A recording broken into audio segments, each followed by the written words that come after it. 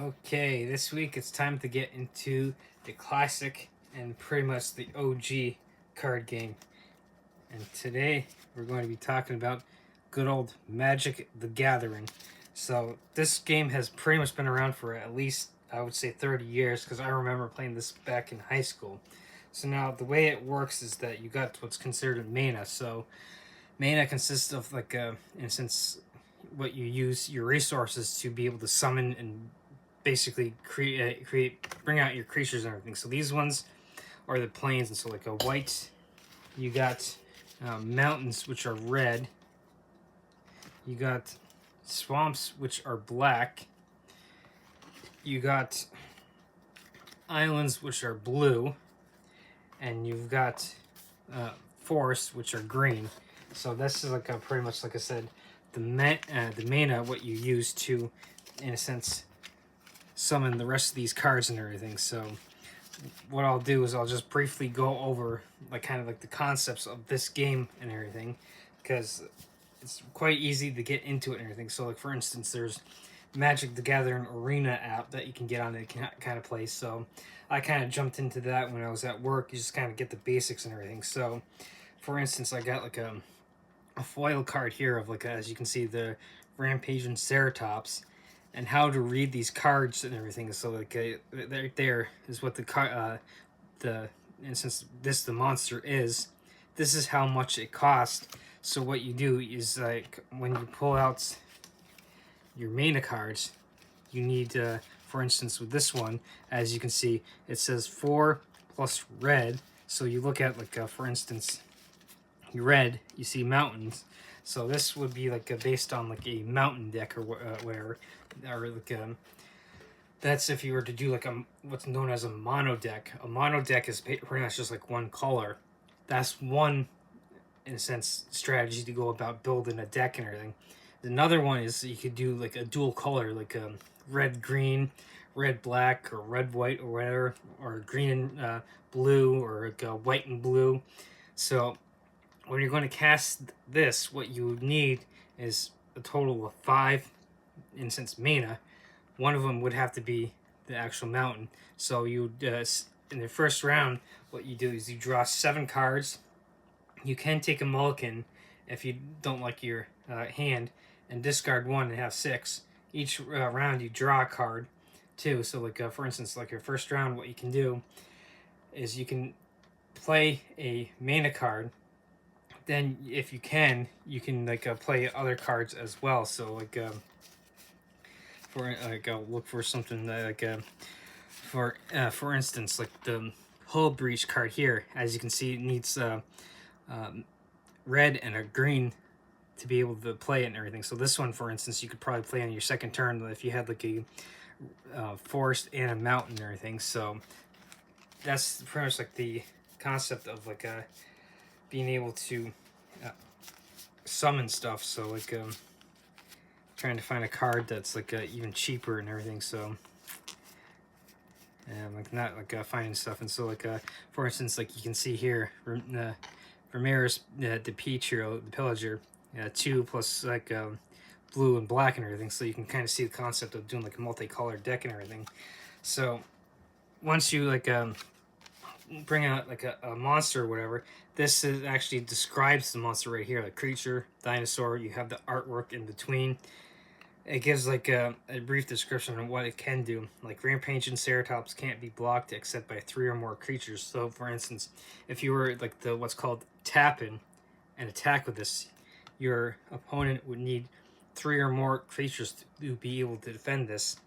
Now, these numbers in the lower right corner are pretty much damage and tough, like a attack, like a, in a sense, attack and defense, like a damage and toughness. So the 5 would be how much damage this one does, and 4 would be how much damage it could take. So, for instance, if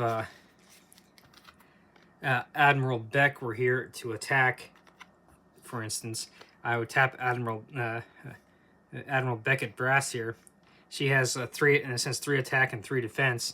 So if I were to attack with Admiral Beckett over here, and like the Rampaging Ceratops was to defend, this one, it would do 5 damage to this one, and since it can only take 3, this would be, in a sense, destroyed.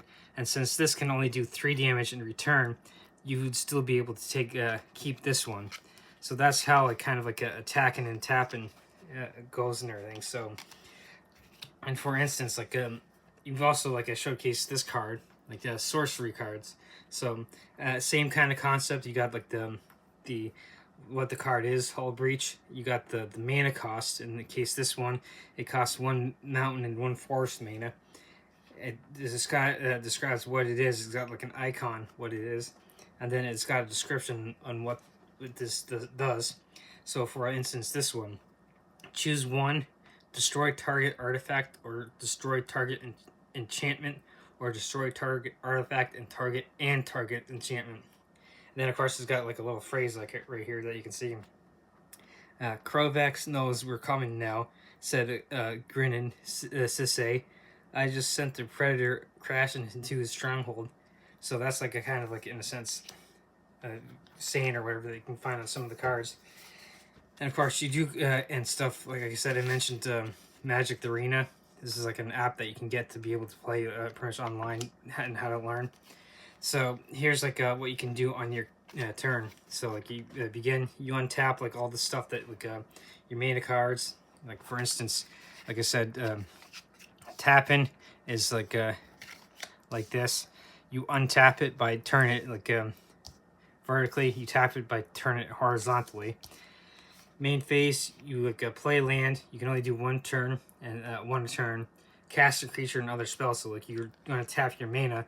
So like if I, for instance, say I had enough land, like 5, 6, 7, 8, 9. So say I had 9 mana and I had all of the in a sense island, the swamp, and like the mountains. If I had like 9 mana, I'd be able to tap 9 mana plus like what I need the actual pre-requirements, and in a sense cast those 2. And then combat, you can declare attackers, so I could attack with just 1. I could attack with both, but you have to like attack like all at once or whatever. Your opponent declares blockers, if any. Combat damage is dealt. And then main phase again, you can like of course once you play the 1 land, you can attack again and everything.